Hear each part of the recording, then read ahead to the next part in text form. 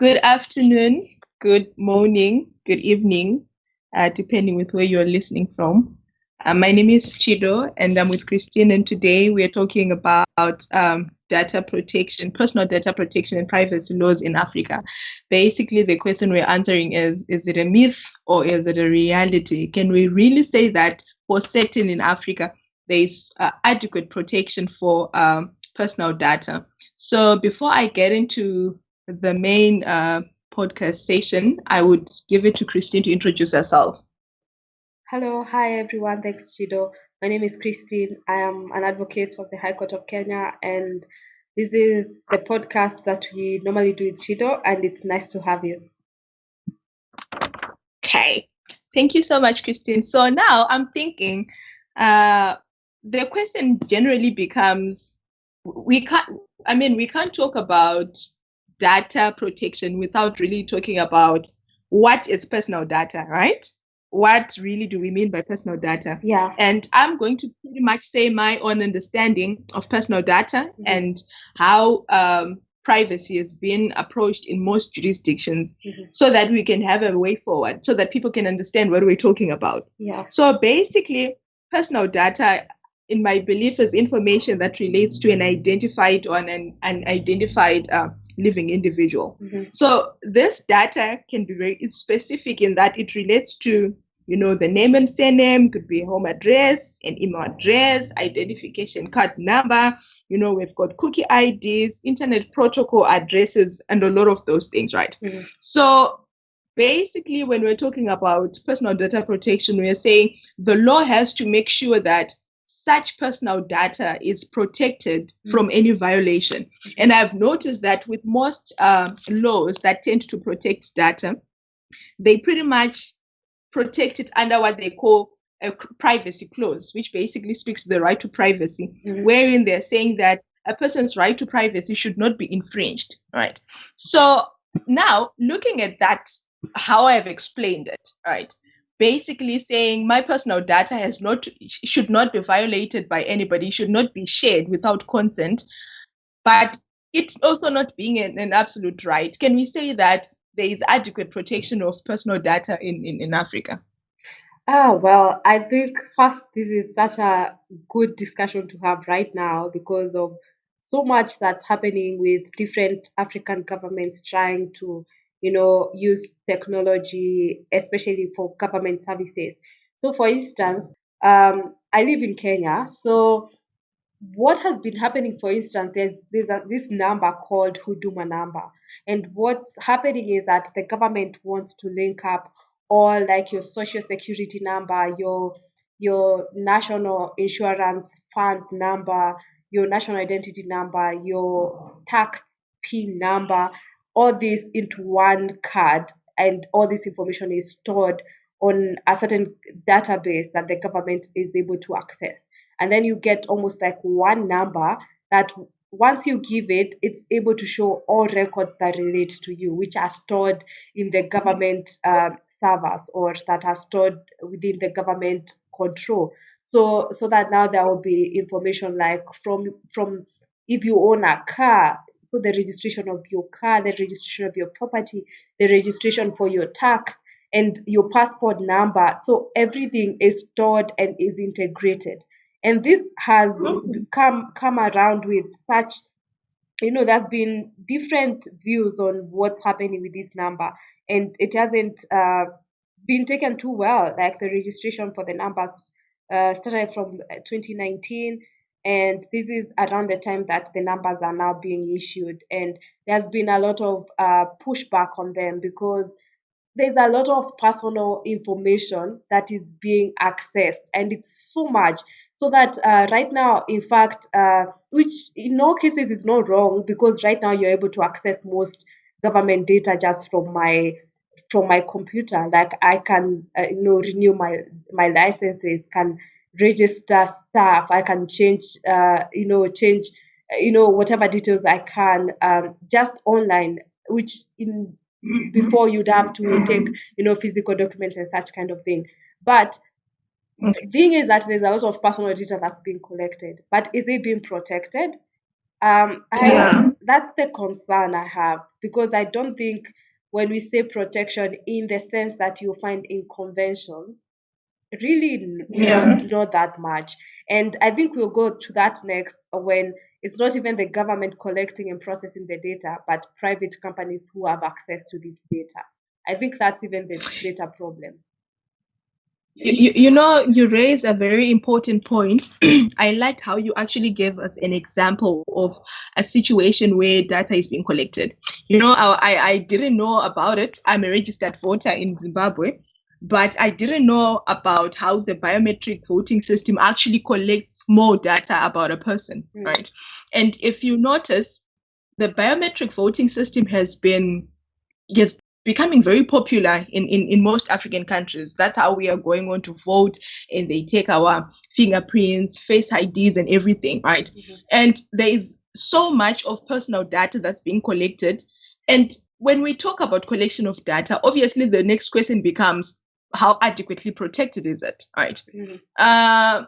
When we talk about private companies also being able to access personal data and keeping it, the question still becomes, how are we protected, right? I'll give you an example of the Cambridge Analytica scandal. I don't know if you heard about it, of a company that's called Cambridge Analytica and Facebook that were sort of caught up in this complicated scandal, whereby they were being accused that actually Cambridge accessed data from Facebook of about 50 million users. Okay. You understand? Okay. So, and then the question becomes, what happens in a situation like that? Because I know obviously those 50 million Facebook users did not consent to their data being shared, right?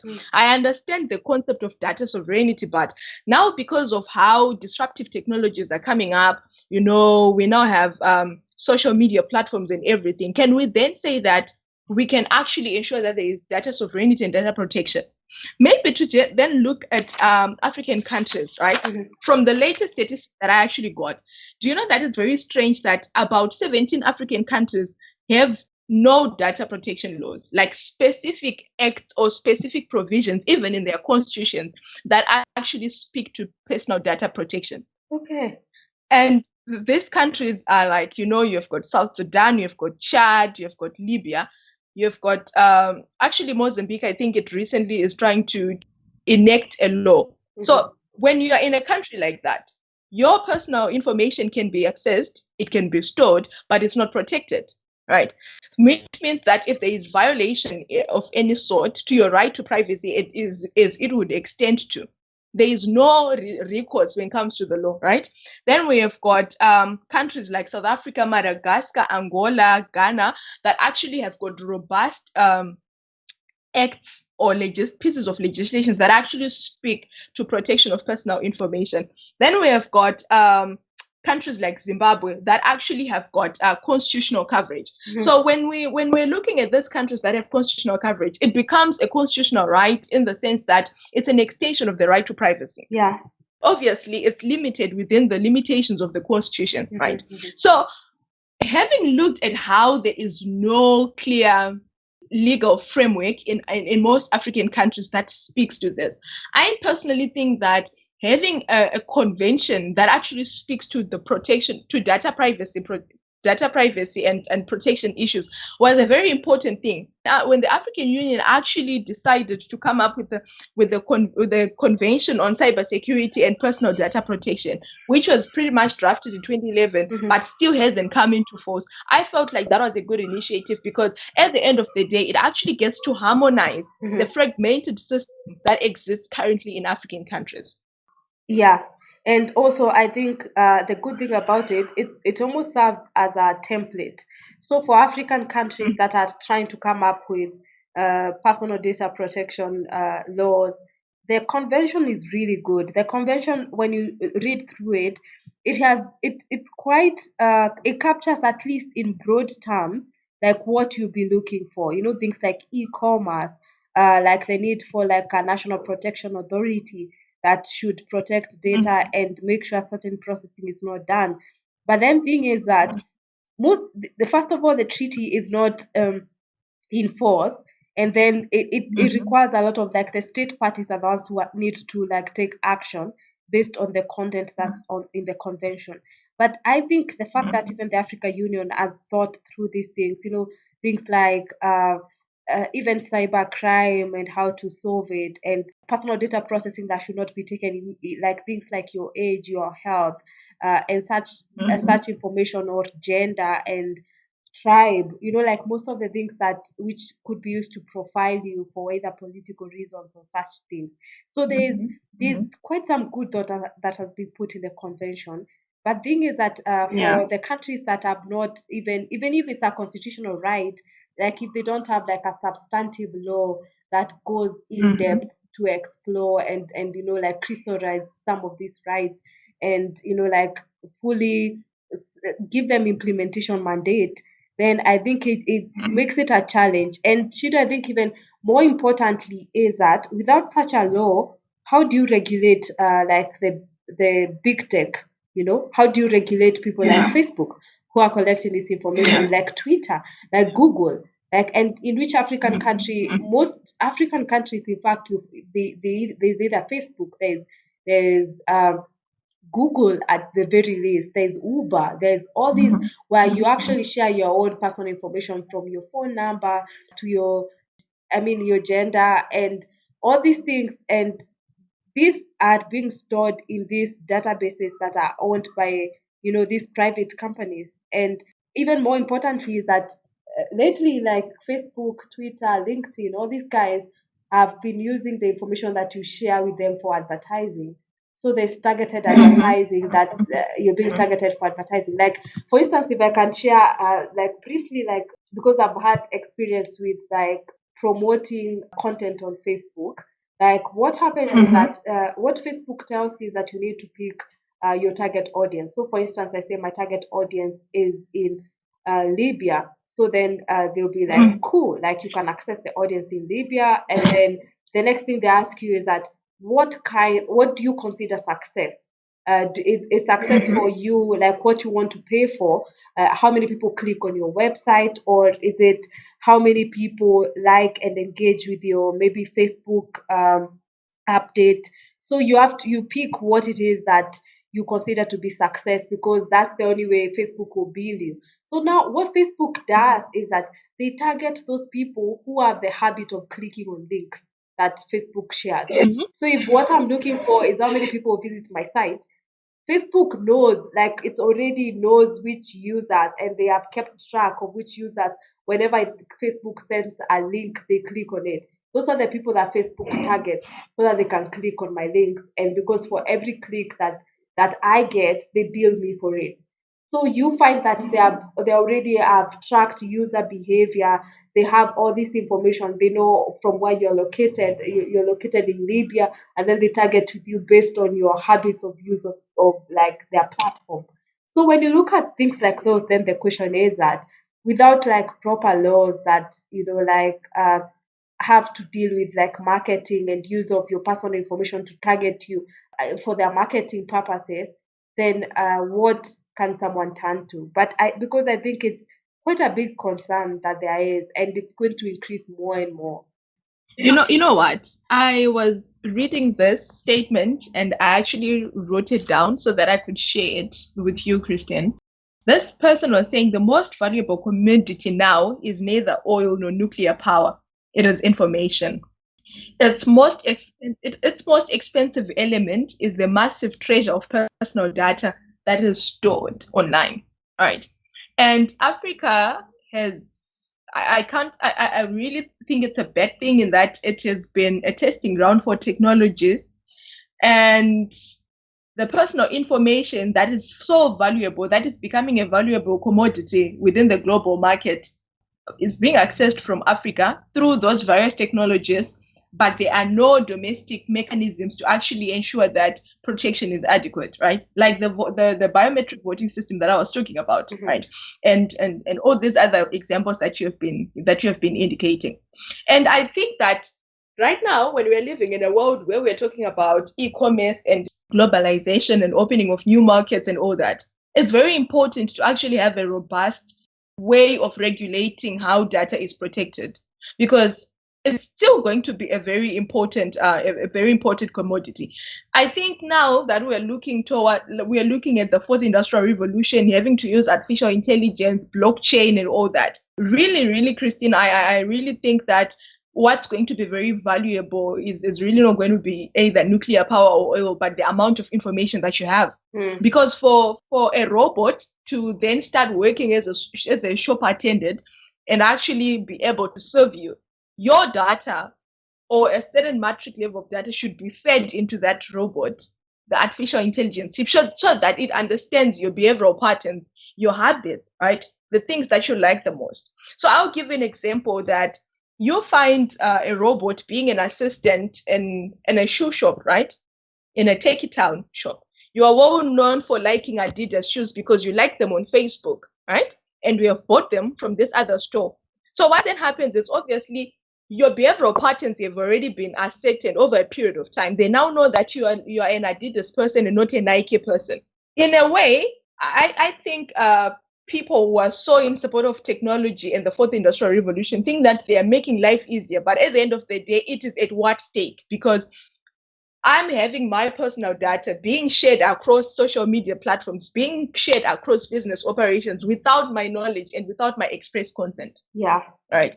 So I think we'll also then have to go back and talk about the right to be forgotten, and also the issue that how that actually applies, especially in the context of data protection, because we actually have a case in the EU where in the court it actually to decide on whether that right to be forgotten can be applied globally when it relates to platforms like Google, Facebook, and all those other things. But I just wanted to go back a little bit to the convention, to the AU convention, and say that it's very sad that this framework was actually drafted in 2011, as I've said. It was enacted in 2014, but now we are in 2021 and it has not even come into effect because it can't even reach the minimum number of ratification, which is basically 15 countries out of 55. I think that on its own should scare us as Africans, because it basically is sending a message that our governments don't really care about protecting our personal data. Because if you look at the convention, like if you go through, I know you have done it. It not only does it provide for a unified framework for the continent, but it also gives like frameworks or mechanisms that that can be introduced in domestic legislations, right? So it sort of provides a framework for these countries that I've already mentioned that have no law whatsoever, be it a constitutional provision or a standalone legislation that talks about personal data protection. And I feel that even if most countries are not looking towards having such a legislation or having such a constitutional provision, being signatories and actually having this binding convention that is under the AU framework would do a lot more than actually having a domestic legislation. And it's becoming very important that we have it, especially now that we're talking about the African Continental Free Trade Area, because there's going to be free flow or cross-border flow of information. I need to know that a business that is operating in Zambia, that is going to be doing its operation, that's going to be selling its product via Facebook, my information is protected. Yeah. Because of e-commerce, I need to start putting in my banking details online. I need to start putting in my location, my address, probably sometimes my medical records are going to be online. The question is, how protected are they? So I feel like the one issue that we have constantly been saying since time immemorial when we started this podcast, Christian, is that there is a wider gap between having the law and implementation as far as Africa is concerned. Because if you look at it, it pretty much has more or less the same framework as the EU General Data Protection Regulation of 2018, which has managed to unify the data protection regime for all EU countries, and it's doing so well. We've got cases that actually go to the European Court of Justice, particularly on personal data protection. We can't even do that in Africa because the agreement hasn't even come into force years after being signed. So I feel like our policymakers still actually have to take this issue into consideration. They actually have to be very serious about data protection, because the world where we are living in now and where we are going into, that's going to be the priceless commodity. And maybe we will talk about it, but even if you delete some of the data that you have stored online, what guarantee do you have that it actually has been deleted?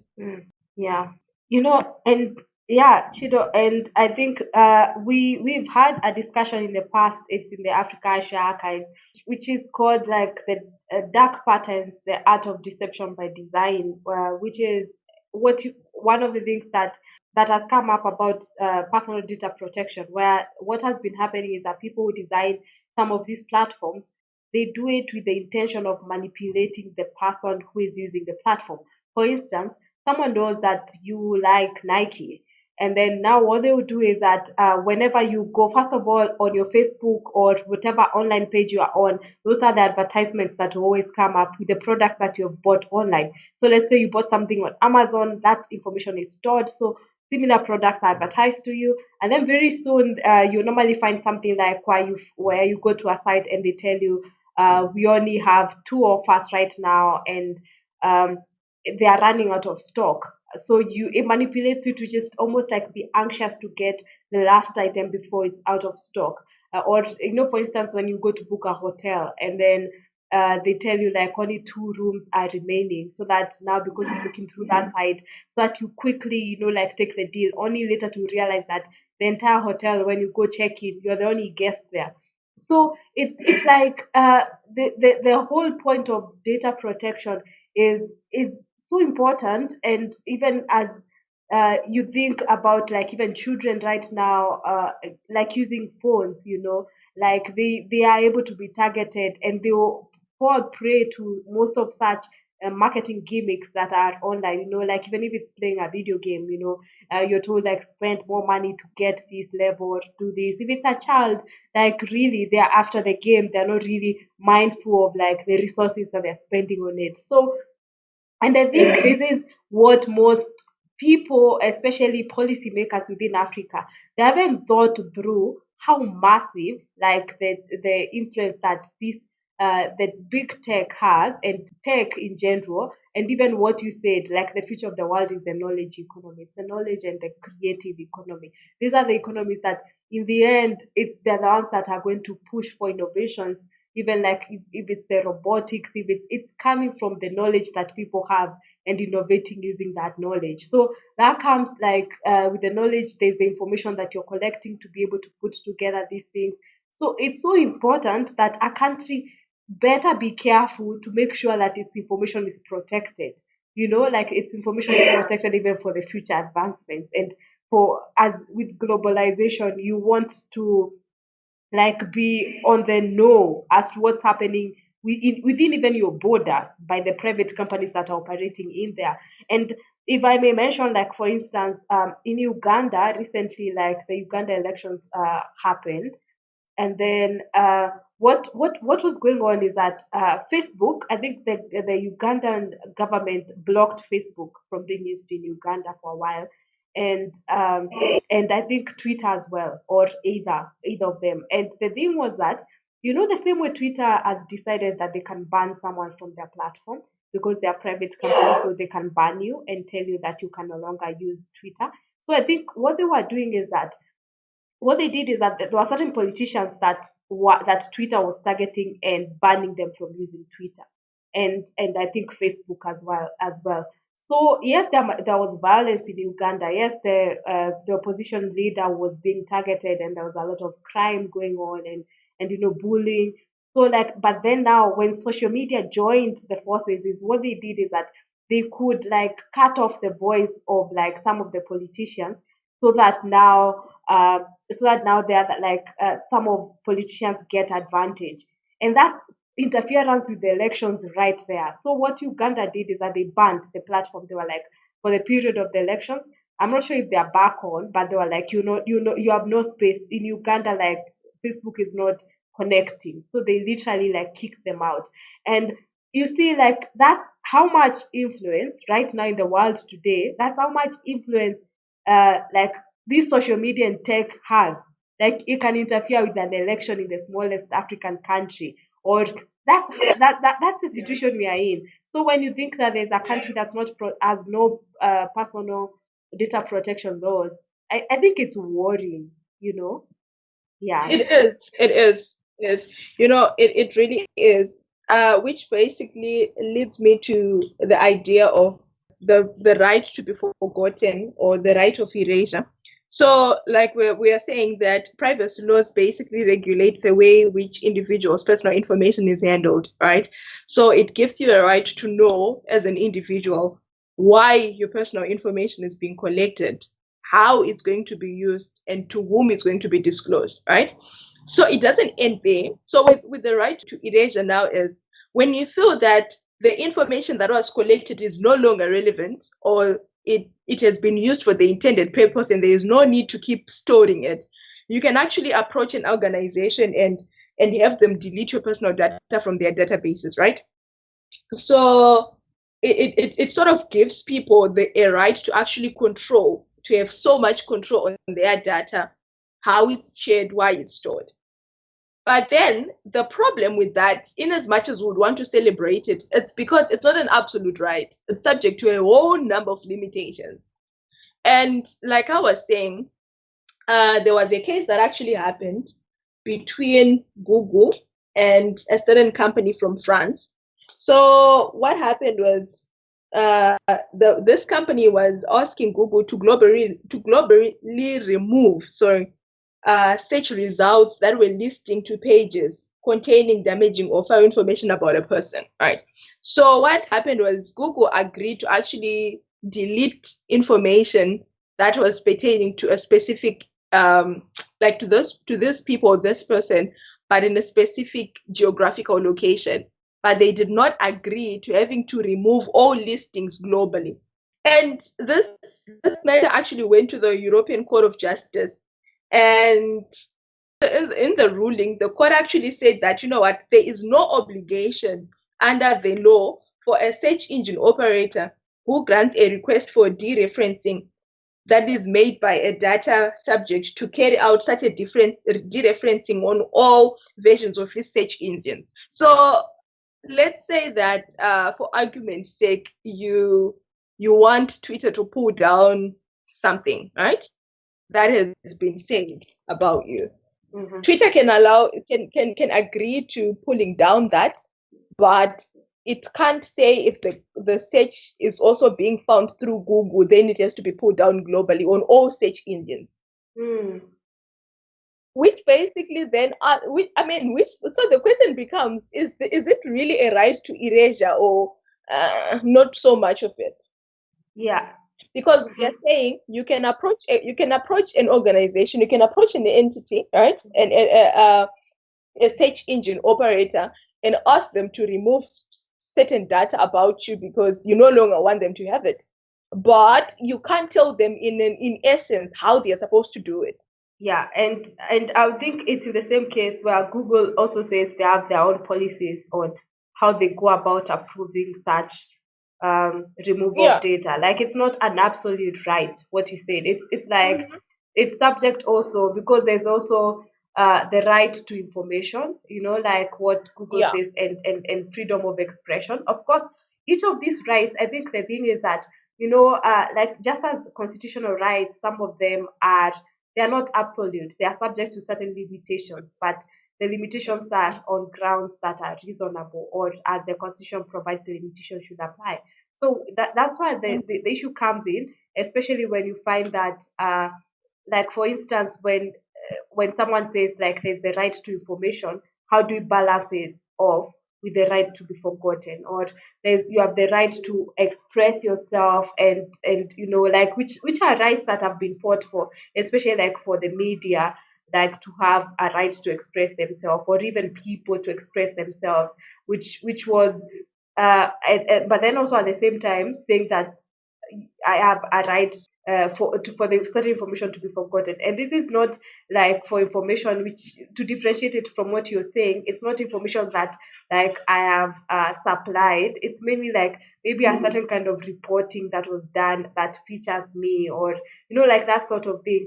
Because if you think about it, like the Google search engine, like it runs on information. and people are looking for this information and such things. So they it's so literally like they'll supply this information. And even like Twitter, like it's a big source of information, it's a big source of news. Like you can get news updates from about any country, like just by going through Twitter and such things. So there's a lot of access to information and exchange of information that happens. So it's like trying to balance off these things, and I think it's because the rights are not absolute that makes it a challenge. Which takes me back to the other point is that if no one, and I think people realize it, the big tech, Google, Facebook, Twitter, these companies are almost a government of their own that's ruling the world. So much so that Google can tell you, you can tell them I have a right to be forgotten, and Google tells you you have a policy to decide whether you'll be forgotten or not. Like literally, like like you can even go to even if you go to like the European Court of Justice, like Google can stand up and say, in fact, like we have our own policies which you should also respect. I mean, so much so that Twitter can ban former President Trump from Twitter, and say that we are a private company which we have decided who can use and not use our platform. And what I also said, even something about the elections, and they have the right to like silence one side of the political divide and that against another. Like this is almost like a whole government ruling the world right now. So that's where we are at. And I think that's a thing that needs to be realized, that literally that the very, even the person who has no knowledge of what Facebook can do or Twitter can do within Africa, they need to realize that person who they're electing in the smallest seat in their constituency or in the county or in the municipality, like that election can be influenced by Facebook. That's the world where we're living right now. So you can't turn away. You can't turn away. Yeah, I just wanted to say this so that you continue, that they are calling it psychological profiling, right? Where they use PII data, which includes, your full name, your ID number, your social security address, driver's license, all those other things. So they profile you from your tweets, your likes, your searches, and it's actually being used in election campaigns. Yeah. That's the same. That's basically what was happening with the Cambridge Analytica scandal, right? Where 50 million users of Facebook were pretty much profiled, were done psychological profiling for an election. So that's where we're going to really. I feel like it's beyond us to actually then say there's so much we can do to make sure that we protect our data, because now with everything that you want to do, with every transaction, with every click and every like and every comment, you are pretty much giving out data and information about yourself, and it's going to lead to a certain profiling. It's very strange that it's not strange, but it's actually happening that if you go on Google right now and you search, like my laptop now knows for a fact that most of the information that I searched on has to do with trade, investment and all that. So the moment I start typing on Google, it starts giving me suggestions that have to do with what I'm looking for. Right. And if I go on Facebook, I'm getting those notifications. If I go on YouTube, I get videos that are suggested from my Google searches. Yeah. So there's now cross pollination of information across media, across social media platforms, which basically is saying we are now known everywhere. Like they know everything about us more than we actually do. Yeah. And like speaking about that, like recently what happened, which got me thinking that this is actually the reality of what you're living in. You go to a website which is entirely an academic website, but they use cookies, or they use, like, you need to like this, they can get your location. The minute that that information is accessed, Netflix immediately notifies you that these are the shows. Let's say, for instance, they have picked that I'm in Nigeria. They tell you these are the shows that Nigerians are watching on Netflix. Like you're like, wow, like the fact that the site that I was on was a legal site where I was getting an authority, and I had to like like give information as to my location, and then that this information immediately as in the Netflix servers, and they're telling me what people in that location are watching. And it's quite the like the information world. I think this was the dream when people sat down and said, what if we had platforms where like I could find all my information everywhere, and there's a day I'm sure like in the past where someone wished this could be done, where you almost feel like someone knows you so well that they recommend things that you know. But right now, that's when you're just looking at it and thinking, no, the reason why a machine knows me is because someone is collecting information about me. And this information needs to be like protected. As much as technology is a good thing, and it's making like everything easier and faster, and we wouldn't even be having like this podcast without the technology that there is. But the thing that we are saying is that the data needs to be protected. And the reason why we are looking for the protection, it's not so much that information doesn't need to be shared, or we are saying that there should be no exchange of information. That's not what we are saying. I think the thing is that it's the negative impact and that such disclosure and misuse of information can have on people. It's the abuse. Yes, I wanted to say it's the idea that yes, I can consent to my information being accessed because obviously now you can't do anything without having to give out certain information about yourself. But I need to know that the information that I've given out is safe and is secure. And in the event that there has been a breach to my right to privacy, there is legal recourse for me. Somebody has to be accountable for that. And I feel that all these other tech companies, if they know that there is or there are laws that are put in place that actually protect data, personal data, they sort of scale down on how they just violate personal data and all those other issues. Yeah. So it's supposed to exist as a deterrent measure. And to ensure safety, I need to feel safe that my information that I'm sharing on Facebook, yes, it's going to be probably it's going to lead to me getting ads and all these other things and suggestions, but ultimately it won't be used for all the other wrong reasons. And if it's done, I can actually sue someone for that. Mhm.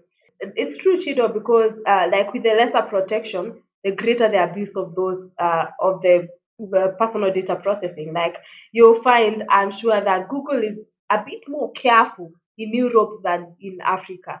They are a bit more Yes. careful in the US than they are in Africa.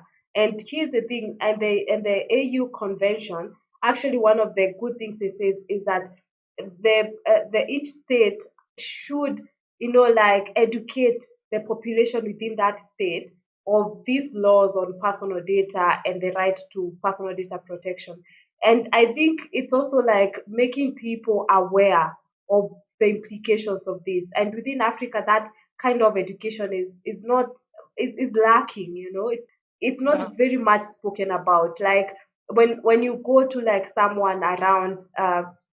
You can ask for their personal information and they may not resist it as much as someone elsewhere in another continent where they may want to ask, what do you want the information for? How long will you store it? Yeah.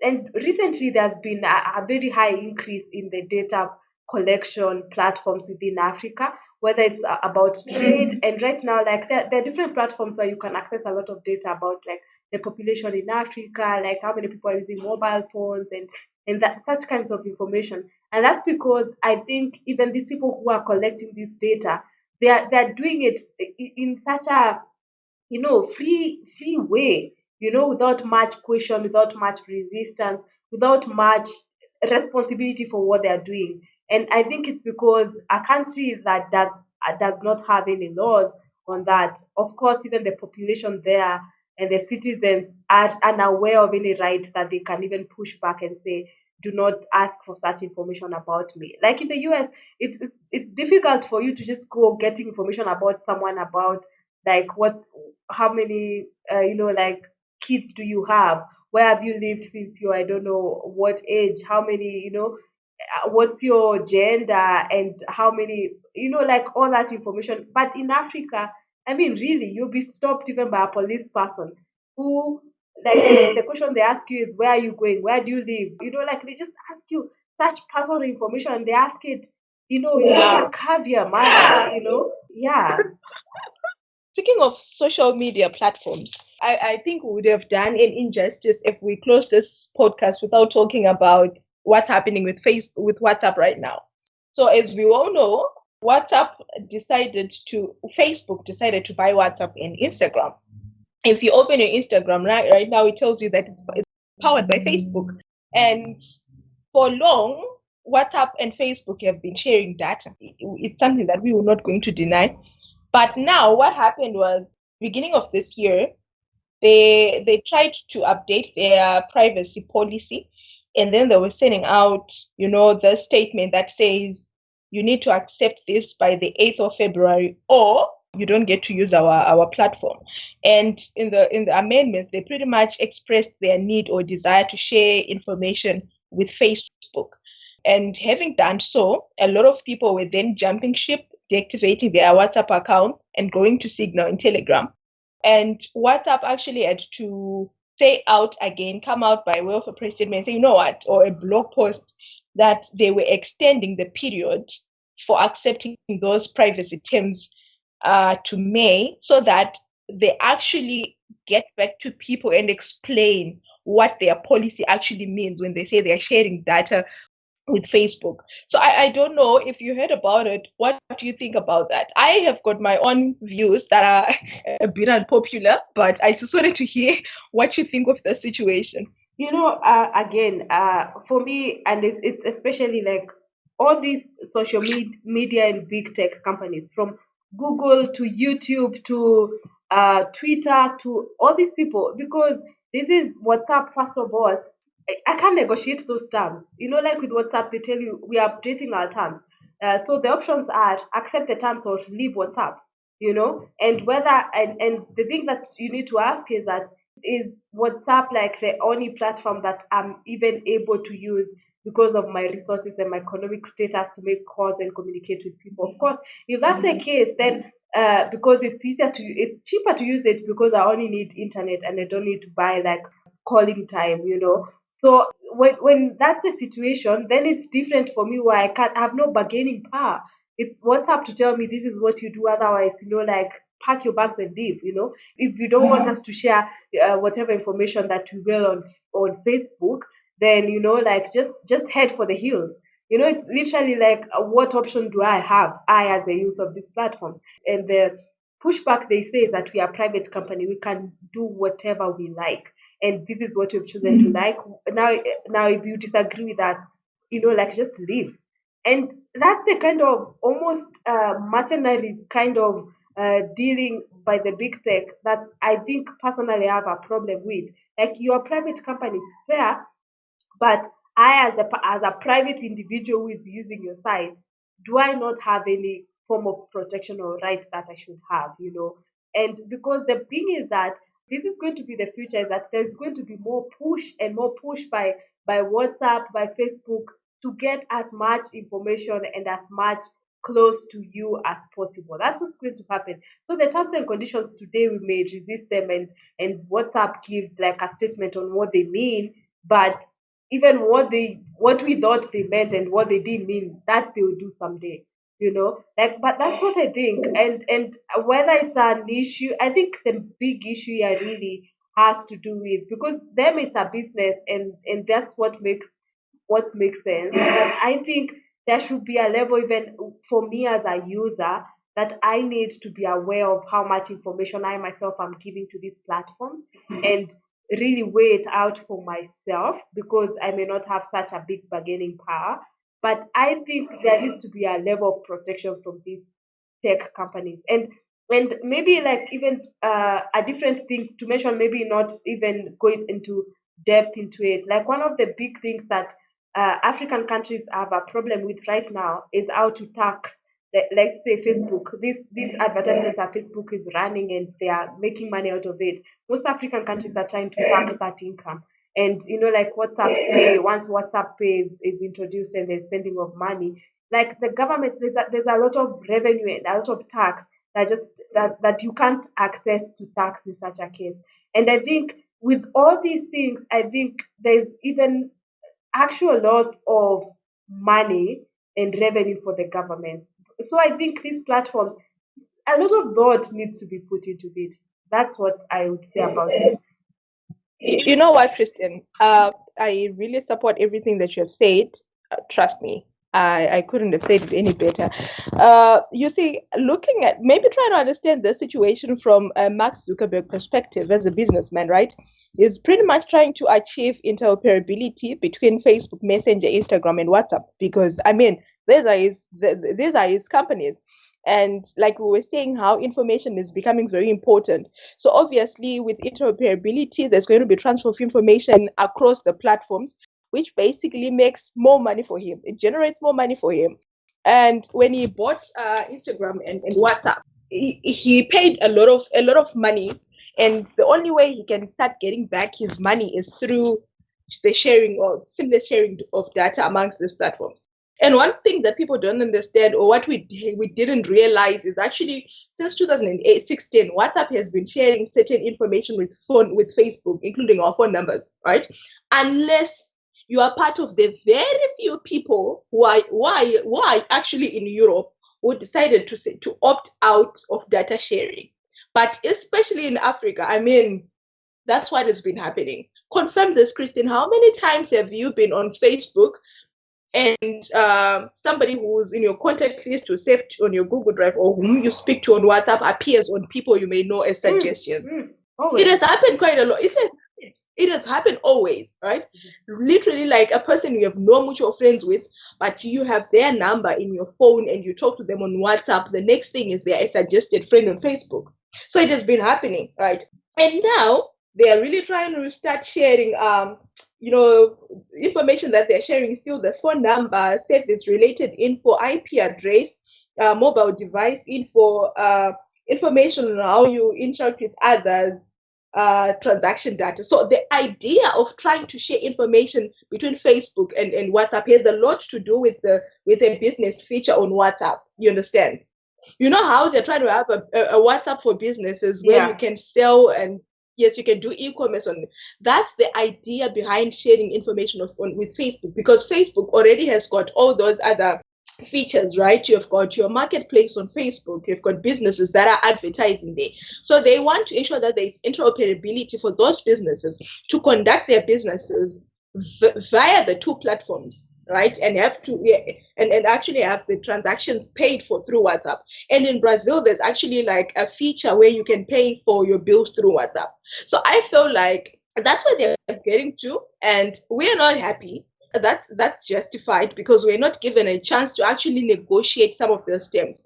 But I feel that a lot of misinformation is going around, because as far as information that pertains to my chat is concerned, Facebook can't access that because of end-to-end encryption. Nobody can read the messages that I sent to you except you. But I feel like what you're saying, that ultimately it has to be a choice that we are given to either opt out or opt in of data sharing. And maybe to just comment on this idea that people are now jumping ship and going to other social media platforms, I feel like there is no safety there, because the idea is when Mark Zuckerberg decided to buy WhatsApp, it's because he saw the number of users, right? The number of users and how it was fitting in his business expansionist plan.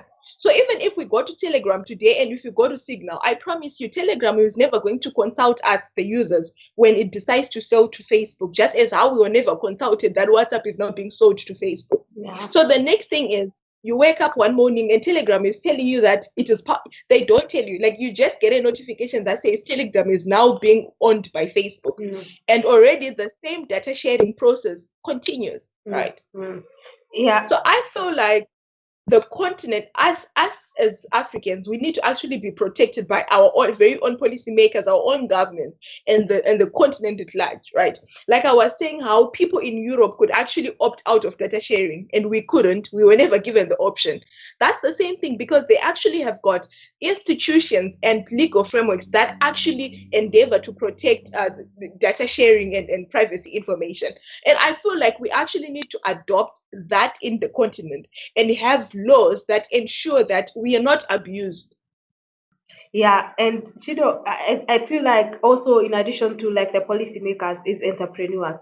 China, Facebook doesn't operate in China. WhatsApp doesn't operate in China. You pay whatever thing you're paying for on WeChat Pay or in Alipay or it's Chinese platforms where they are having this discussion will never arise in China. I'm sure it doesn't bother them at all. And here's the thing: the Chinese government has information on all their citizens, like everything, like through giving social credits to them and all that information. And as I noted, like in Kenya, for instance, the government has all your personal data, because it's the government, they have collected it for whatever reason, for census and such things. And across Africa, why can't we have a platform where we are saying that at least it's even owned by these African entrepreneurs?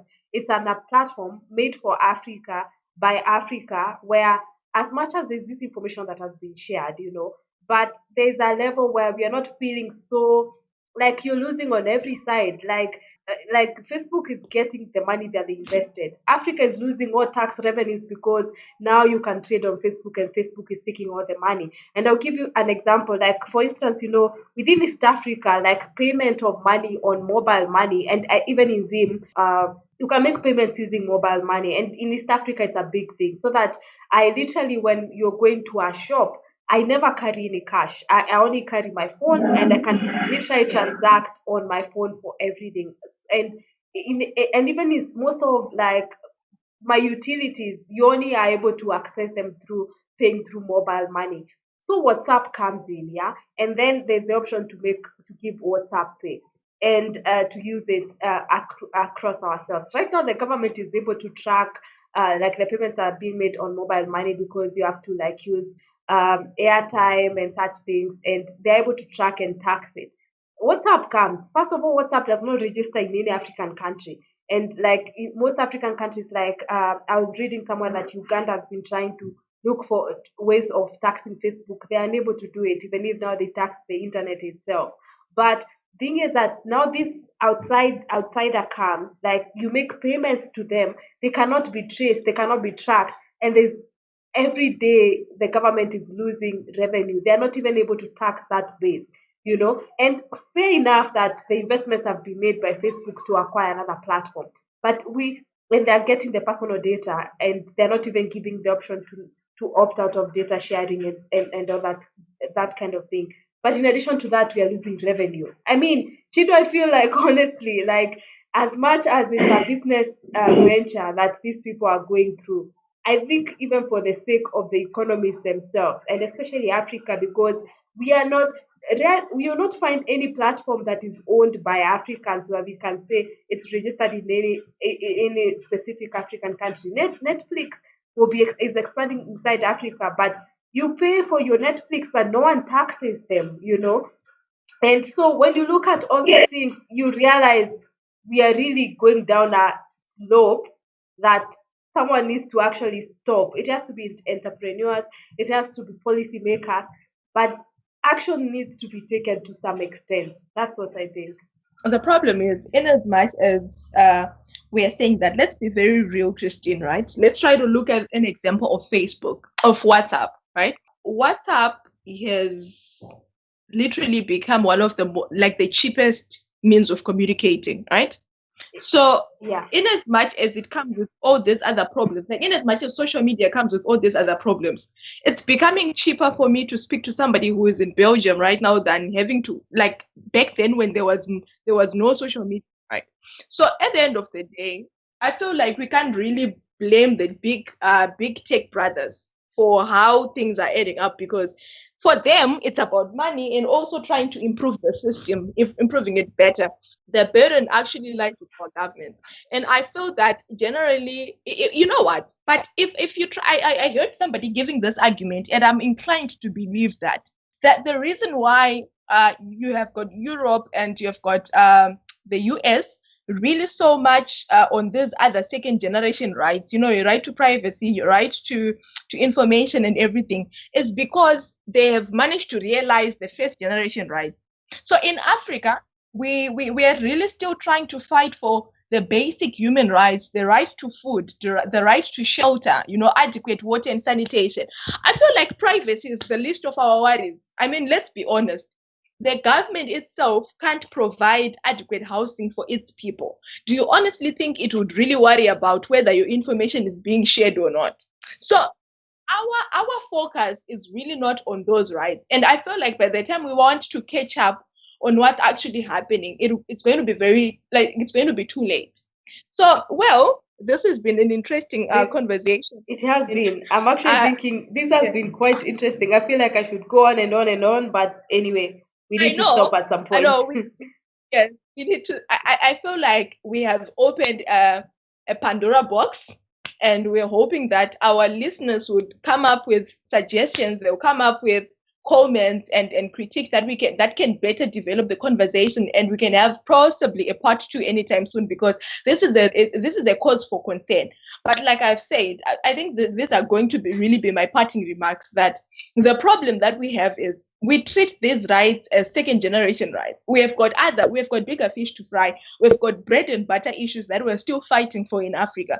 For somebody to then go to the government and say you're not protecting my right to privacy, it's unfounded, because you don't have food, you can't even secure a job, you don't have proper housing, right? So I feel like that's the reason why in Africa these rights are not being given the adequate attention that they so deserve. So I don't know, what is it that you have to say as your parting words, Christian? Okay, so I think I agree with what you say. Like these are second, class generation rights, and thing is that though I think something can be done about it, and something should be done about it, because I think at the end of the day we'll wake up and find that there was another scramble for Africa that happened, and we were swept away by it without realizing.